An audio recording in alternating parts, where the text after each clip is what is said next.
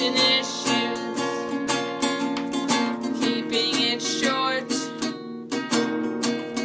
even with practice,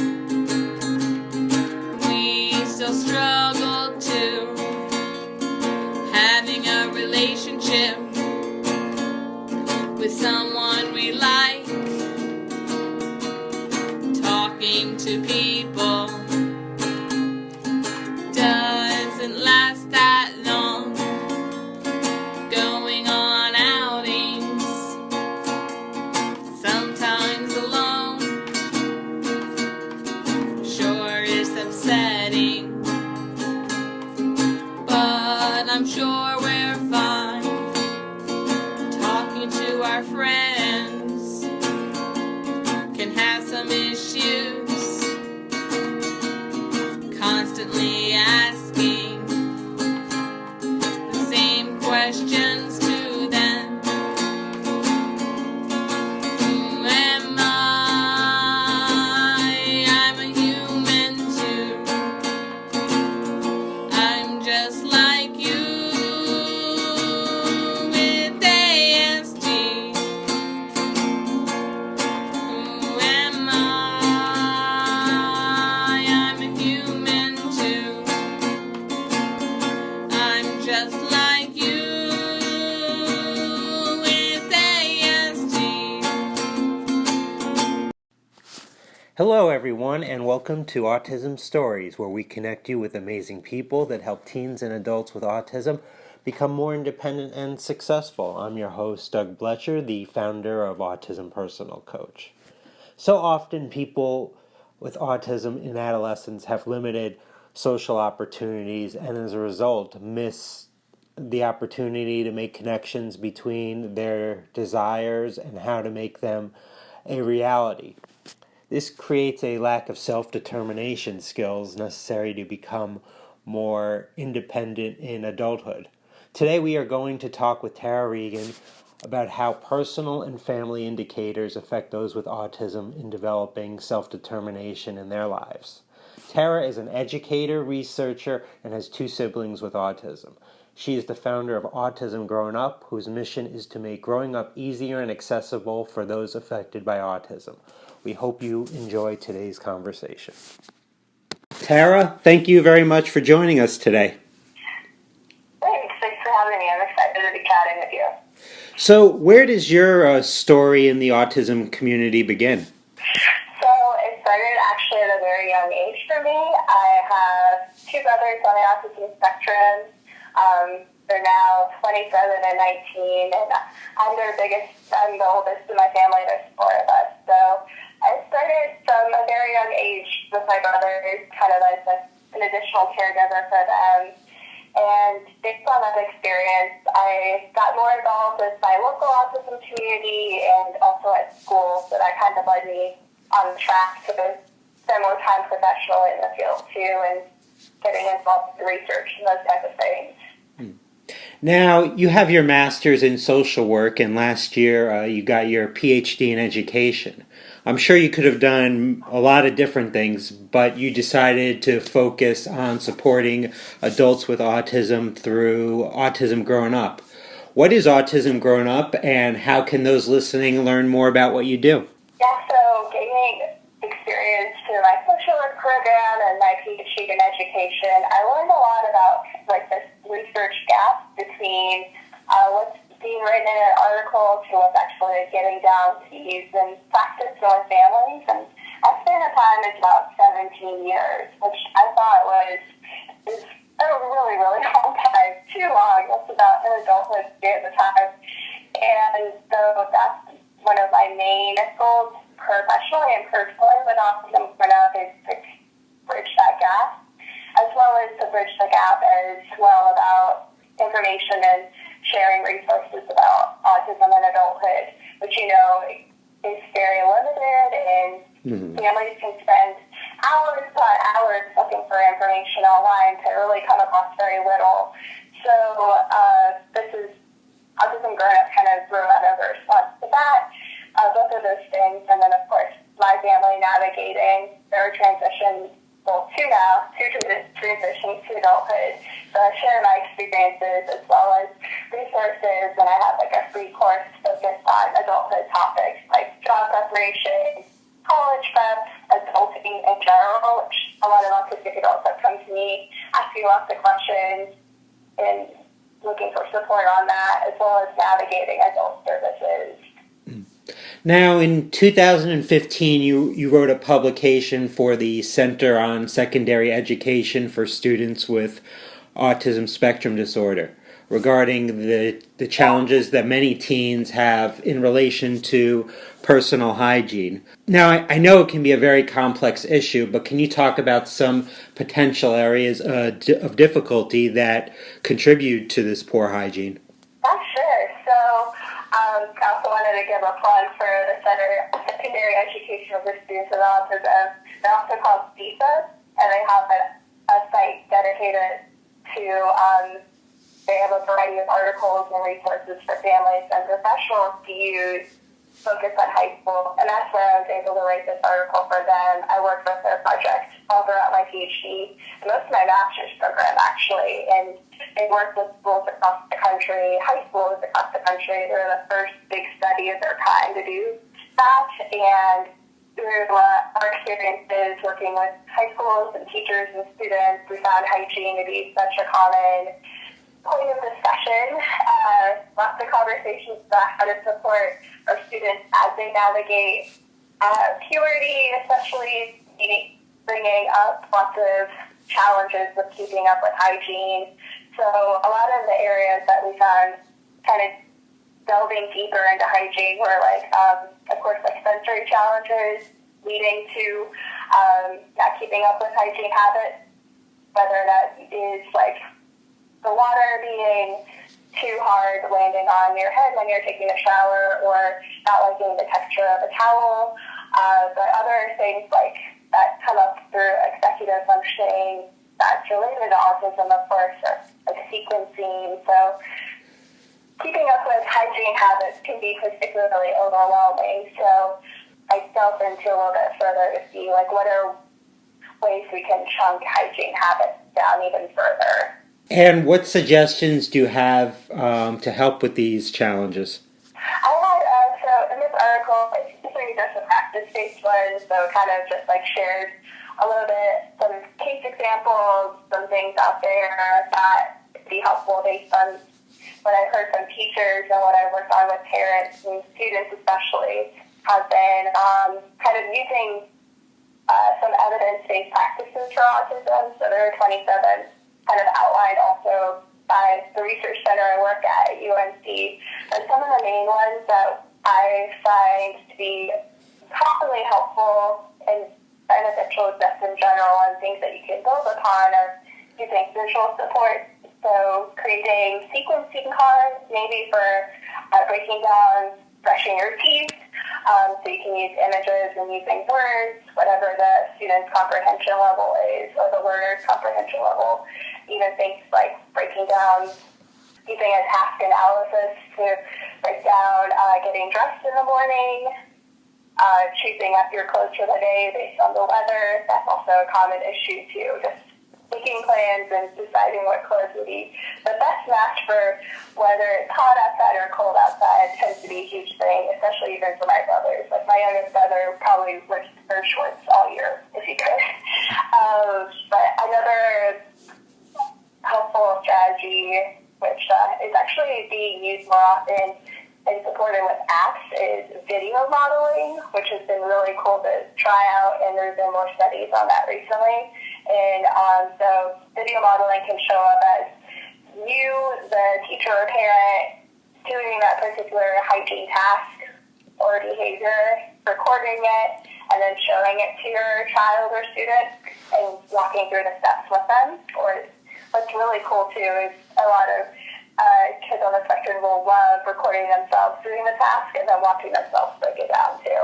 So those have been really, really helpful for navigating hygiene challenges, because it just helps to know sometimes what the expectation of the task is even further using their strengths.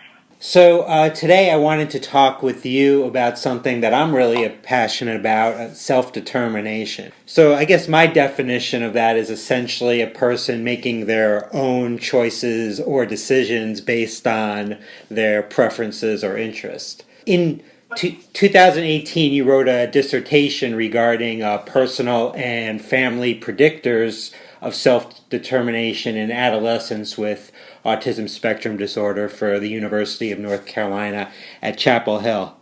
Now, I know research has shown that the better the self-determination skills you have, the better the outcome out of high school, after high school you'll have. However, very little research has been done in terms of family involvement in self-determination. Why did you decide to write about this very important topic?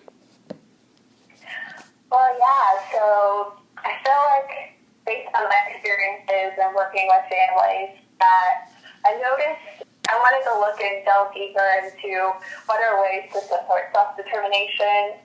As you may know too, is that a lot of the interventions out there about self-determination are focused on getting the student ready for their IEP meeting, and not really a lot out there about generalization outside of that setting and ways to support that student into adulthood.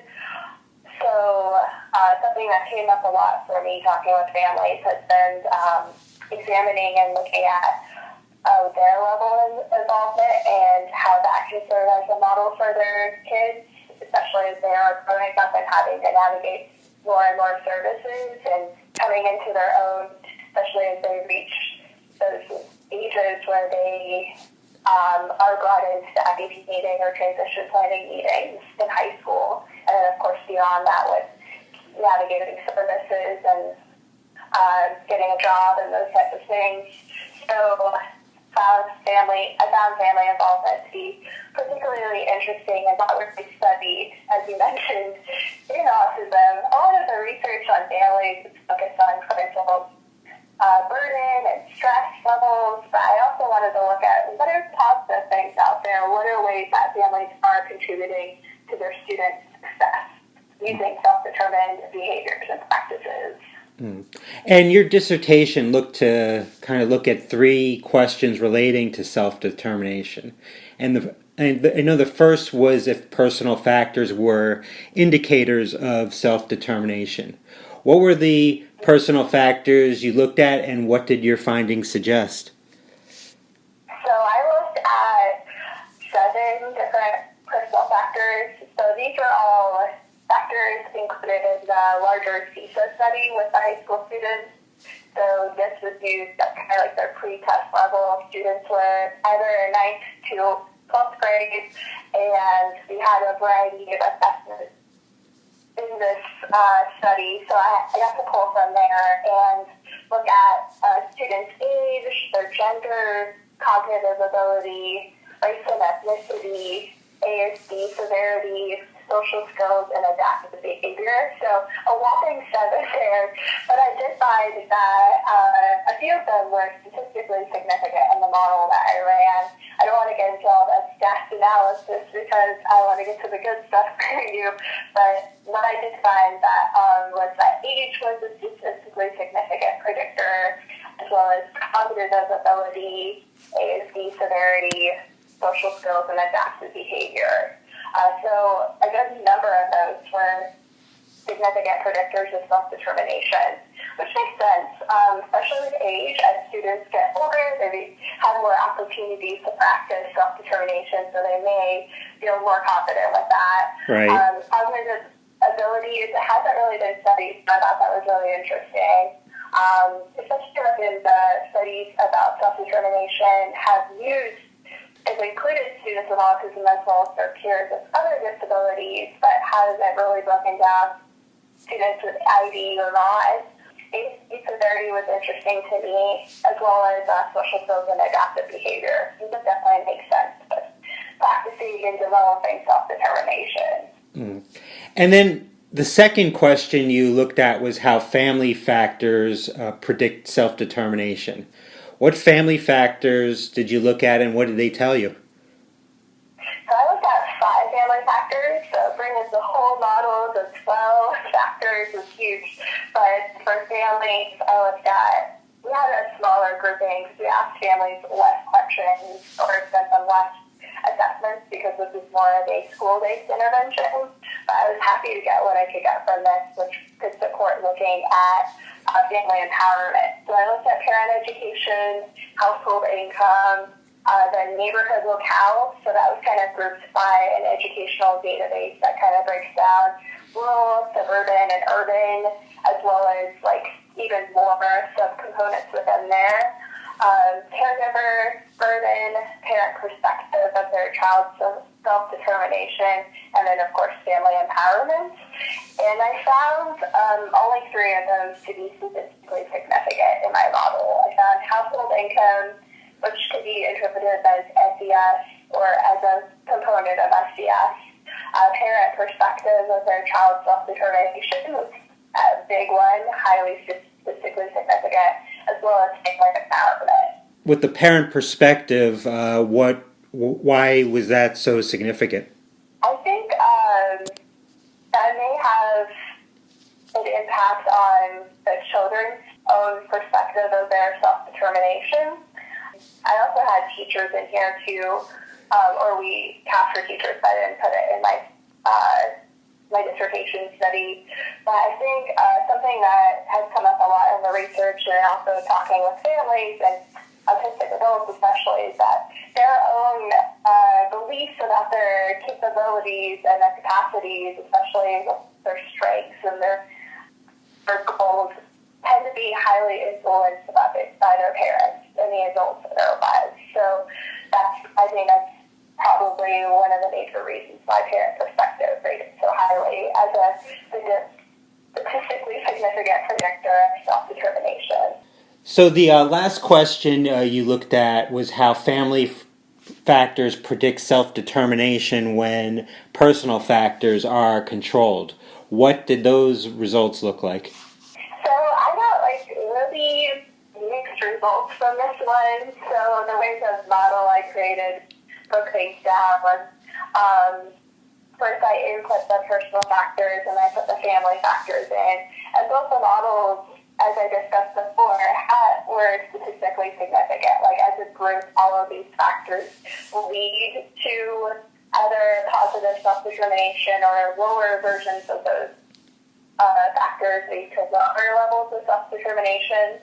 But in teasing them out, I really couldn't find anything. So this was really interesting results and just shows and captures even more so how abstract self-determination is or as a concept. So I'm looking forward to finding ways to pull those out in the future.